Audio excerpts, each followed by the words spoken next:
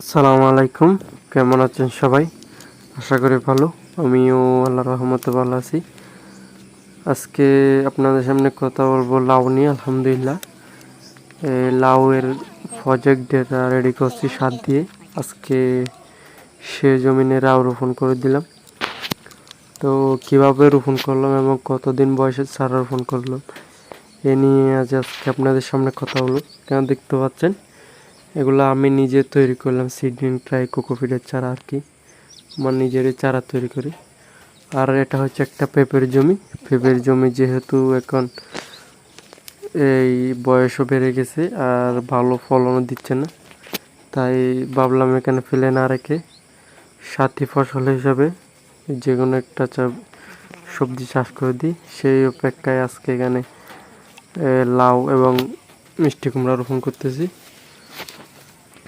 যাতে যে কোনো একটার দাম ভালো পাওয়া যায়। যে কারণ যে কোনো লাউয়ের দাম তেমন ভালো পাওয়া যায় না, মিষ্টি কুমড়ার দাম ভালো সবসময় থাকে। তাই দুইটা রোপণ করতেছে একসাথে, দেখি কোনটাতে ভালো রেজাল্ট পাই।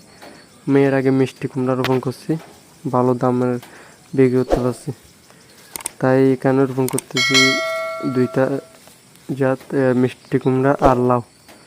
তো এখানে রোপণ করার কারণ হচ্ছে লাউ এই পেঁপের জমিটা ভালো একটা রেজাল্ট দিচ্ছে না, তাই রোপণ করতেছে। আপনারা ছেলে এভাবে কোনো পরিত্যক্ত জমি থাকলে আপনারা ছেলে রোপণ করতে পারেন।